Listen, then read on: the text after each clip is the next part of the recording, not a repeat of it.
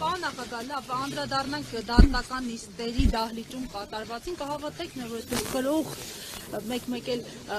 հոդերը սխալ ասելով ձեզ մեղադրանքներ կուղեն, նախ որպես քաղաքացի, հետո որպես երկրի ղեկավար։ Ինչ նշանակում, տեսնում եմ չհավատամ, իհարկե հավատում եմ։ Բայց այս աստիճան, այս որակումներով ավելի վատ ինձ սպասեք, ոչ թե միայն իմ հանդեպ, բոլորի հանդեպ, այդպես ալնելու, երբ որ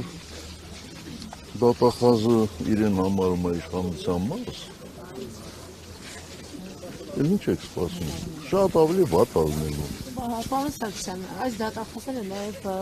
ուրիշներ են, երկար տարիներ, որ աշխատել են մարմինային դատախազությունում, նաև ձեր ժամանակ են աշխատել, ինչպիսի որակ է եղել ձեր ժամանակ դատախազությունում, որովհետև կա նաև այն ժամանակ ես հիշում եմ, որ նաև ձեզ են մեղադրում դատավորներին չեկուս պատվերներ, տալու մեջ քաղաքական բանտարկյալներ, ասում էին կա երկրում։ Կարծում եմ դուք ինչ-որ հավասարության նշան եք դնում, փորձում դնել, բայց դա ձեզ չի հաջողվում, որովհետև դուք չեք կարող մի օրինակ բերել, որ ինձ ասեին պատվեր տալու մեջ։ Չկա այդպիսի բան, չկար։ Պարոն նախագահ, հունվարի 28-ին ուղղված ձեր ուղերձում հանրությանը եւ հայոց բանակի օրվա առթիվ նշել եք, որ մեր գոյության գրավականը հայոց բանակն է, այսօր այդ գոյության գրավականը փոխում են, բանաձևը փոխում են, ասում են արտաքին միջազգային երաշխավորները պիտի դառնան։ Հիմա այդ երաշխավորը կարող է դառնալ օրինակ թրիփը, ինչին ուզում են հավատացնել մեզ։ Գիտեք, ինձ համար դժվար է միանշանակ պատասխան տալու, որովհետև չգիտեմ, թե տրիպը ինչ է միջևերջ։ Ինչ դուք ինչ եք հասկացել մինչ այս պահը։ Ես հլա ոչ մի բան չեմ հասկացել։ Հասկացել եմ, որ ադրբեջանցիները դրան անվանում են Միջանցք, թուրքերը դրան անվանում են Միջանցք, Հայաստանի հանրության մի մասը անվանում է Միջանցք, իսկ իշխանությունները համարում են անվտանգության երաշխիք, չգիտեմ, կամ երաշխավոր, կամ խաչմերուկ, կամ ինչ-որ բաներ հնարած, բայց ինչպես հայտնի է, իրանց ասածները մի շաբաթ հետո փոխվեն, մի ամիս հետո փոխվեն, երկու ամիս հետո բոլորովին հակառակը կլինի։ Շատ պարզ է, այսինքն իրանց ասածով չեն կարող։ Բայց ռիսկեր տեսնում եք դուք օրինակ այս թրիփի, ինչպես տեսնում են շատ օրինակ մասնագետներ։ Երբ որ փաստաթուղթը տեսնենք, թե ինչ կարգավիճակ ունի, այն ժամանակ ես կասեմ, ռիսկեր տեսնում եմ, թե չեմ տեսնում։ Լավ, արդեն շատ ծանրացանք այս բանի վրա։ Երկրորդ խաղաղություն կլինի։ Բավարար է այդ փաստաթուղթը ասել, որ խաղաղություն կլինի կամ արդեն բերել են խաղաղություն։ Հայկական բանակը չթողեցին, որ խաղաղության երաշխավոր ունի, այդ փաստաթուղթը ինչ խաղաղության երաշխավոր կարող է լինել։ Ես հետևյալն եմ ասում, տնտեսական հարաբերությունները, ցանկացած տնտեսական գործունեություն կարող է ինչ-որ չափով նպաստել խաղաղությանը, բայց խաղաղության երաշխիք երբեք չի կարող լինել։ Խաղաղության երաշխիք կարող է լինել միայն ու միայն այն կառույցները, ովքեր դրա վրա ազդելու ունակություն ունեն մեծ։ Պարոն նախագահ, երկրորդ նախագահ Ռոբերտ Քոչարյանը ասուլիսում իր տված նշեց, որ 2026 թվականի հերթական ընտրությունները ըստ էության առանձնահատուկ են լինելու, ի տարբերություն 2021 թվականի։ Դուք ինչ հույսեր ունեք 2026 թվականի հերթական ընտրություններից եւ արդյոք սպասում եք, որ այդ ընտրություններով հնարավոր է գլոբալ փոփոխություններ իրականացնել։ Դեռևս ինձ համար շուտ է հատական տալու 26 թվականի ընտրություններին։ Մի քանի ամիսը մեզ համար կար ժամանակ չի, որովհետև մենք բոլոր շրջաններում, Երևանի բոլոր համայնքներում ունենք գրասենյակներ, ունենք կառույցներ, նրանք ովքեր չունեն այդ գրասենյակներն ու կառույցները, իհարկե պետք է իրենց գործը կատարեն, բայց մեզ ներքաշել այդ հիմա ինչ-որ այդ մարաֆոնի մեջ մենք չենք ուզում ներքաշվել։ Բայց քննարկել եք տարբերակ այլ ուժերի հետ միասնական դաշինքով մասնակցել ընտրությունների։ Ոչ, չենք քննարկել։ Պարոն նախագահ, հնարավոր էլ չեք համարում։ Կարծում եմ, որ չէ։ Պարոն նախագահ, ես ներողություն եմ խնդրում, քանի որ դատական նիստը սկսվում էր, կապում էինք դատական նիստին, ըստ էության իմ հարցը կիսատ մնաց։ Դրդապատճառներ, առանց դրդապատճառի ըստ էության պարոն Կուտյանը դուք նշեցիք, որ ինքնասպան չէ լինի, դրդապատճառ պետք է լիներ, որ ինքը գնար այդ քայլին։ Ձեր թույլտվությամբ ես մի վարկած, որը տևական ժամանակ այս տարիների ընթացքում շրջանառվում է, ասում եմ պարոն Կուտոյանը գնաց այդ քայլին, որովհետև նա կամ պետք է Սերժ Սարգսյանի դեմ ցուցմունք տար կամ հայտնվեր բանտում։ Իսկ ինքը նախընտրեց ուղղակի ինքնասպան լինել։ Ոչ Սերժ Սարգսյանի դեմ ցուցմունք տար, ոչ էլ հայտնվեր բանտում։ Մեծ հանգակով դեպի ձեր անձը ես խնդրում եմ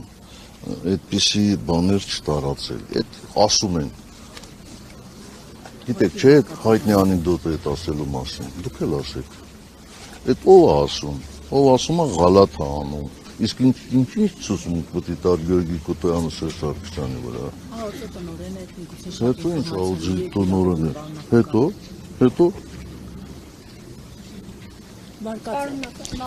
այդ վարկած չի, այդ հերյուրանք է, այդպես բան չէր կարող լինել։ Եվ եկեղեցու շուրջ տեղ ունեցողի վերաբերյալ պարոն Սարգսյան, տեսնում ենք օղակը շարունակում է սեղմվել, դուք նշել եք, որ սպասում եք նաև կոնկրետ եկեղեցու կողմից, չէ՞, հորդորի, վեհապարի կոչին եւ այլն եւ այլն։ Մինչև կոչը հնարավոր չէ համարում որևէ սցենար, միջամտություն, որտեղ տեսնում ենք, որ հայ հավատացյալների շահերին են էլի արդեն դիպչում։ Մենք ինչ միջամտություն պետք է ցուցաբերենք։ Նկատի ունեմ ոչ թե միջամտություն, այլ գոնե հանրային ինչ որ կոնսենսուս, պաշտպանություն, խոսքումներ մասին է։ Ոչ միայն, բոլոր քաղաքական ուժերի։ Ախր ես ինչի՞ պետք է բոլոր քաղաքական ուժերի անունից խոսեմ։ Ամենամեծ ինստիտուցիոնալ կուսակցության ղեկավարն եք։ Մենք մնում ենք խոնարհ մեր եկեղեցու հանդեպ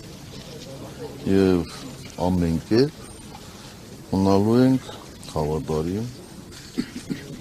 մեր գաղափարներին։ Եկեղեցին կարծում եմ ունի բոլոր հնարավորությունները իր կարծիքը ասելու, տարածելու։ Բացի դրանից ունի բոլոր հնարավորությունները ներքին կանոնակարգով կարգի դրելու այն մարդկանց, ովքեր եկեղեցու սպասավորներ են մեծամասնության կարծիքով խախտում են օրենքներ։ Այդ ներքին կանոնակարգերը բերել են դատարաններ աշխարհիկ գործերի հետ Սրբազանի կալանքի երկու անցով երկարաձգվել։ Այսինքն բա եկեղեցին իր ներքին կանոնակարգով չղեկավարում ով ղեկավարվի։ Լավ, հիմա ինչ եք ուզում։ Մենք էլ ենք այդ հարցնում էլի, Ունեք ավտոմատ, այլ վերցնենք գնանք։ Նիկոլ Փաշինյանի գործողություններում հանցակազմ տեսնում եք թե ոչ, շատերը կարծում են, որ Փաշինյանը գործակալ է, եթե գործակալ էր, ապա երբ որ իշխանության եք, ինչու չէիք կարողացել այդ վտանգը կանխել, ինչու չէիք կարողացել վտանգը չեզոքացնել։ Ախր դուք այնպեսի հարցեր եք տալիս, որ պատշաճ չի։ Եթե ներով սկսում եք, հետո նորից եթեով, ինչ է նշանակում, ես չեմ կարող ասել, որ նա գործակալ է։ Մինչև չիմանամ, չտեսնեմ փաստաթուղթ, ապացույցներ չտեսնեմ։ Բայց որ նա ամբողջը մխտարեց, ամբողջը փչացրեց, այդ միանշանակա չէ։ Ամեն ինչ արեց։ Ում են ձեռնտու Թուրքիային եւ Ադրբեջանին եւ մարդկանց մտահոգությունները կարող են այդ մասով Հիմա ձեր գործողությունները ինչ որ հիմա դուք փորձում եք անել, ընդդիմությանը ձեռնտու է։ Դուք փորձում եք պրովոկացիայի ենթարկել։ Բայց այդպես եք անում, եթե ապայով միշտ այդպես է։ Հասկանում եք, այդ չի նշանակում, էլի որ ես ոնց ասեմ, որ թուրքական գործակալ է, եթե ձեռից տակ փաստաթուղթ չկա։ Իսկ հանցակազմ պարունակումը թե չէ սահմանադրությունը վերից վար տապալվում է հանցակազմ պարունակումը թե չէ գործողությունները։ Ես հանցակազմ պարունակելու մասին չեմ կարող ասել, բայց կարող եմ ասել բազմաթիվ խախտումների մասին եւ սահմանադրության եւ Հայաստանի Հանրապետության օրենքների։ Հիմա դուք բնորոշեք, դա հանցակազմ կա, դավաճանություն կա, գործակալի մասնակցություն կա թե չէ, ինքներդ որոշեք։ Պարոն նախագահ, ձեր գործի հետ կապված ասեցիք Եռաբլուր անունը, այսպես կարծես թե հատուկ է շեշտվում,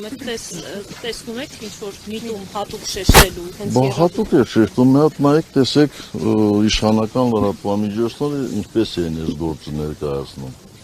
Այնտեղ Իսակովի պողոտա չկար, ամբողջը Եռաբլուր։ Տեսեք հմեկը ինչպես էր ներկայացրել, իշխանական լրատվամիջոցները ինչպես են ներկայացնում։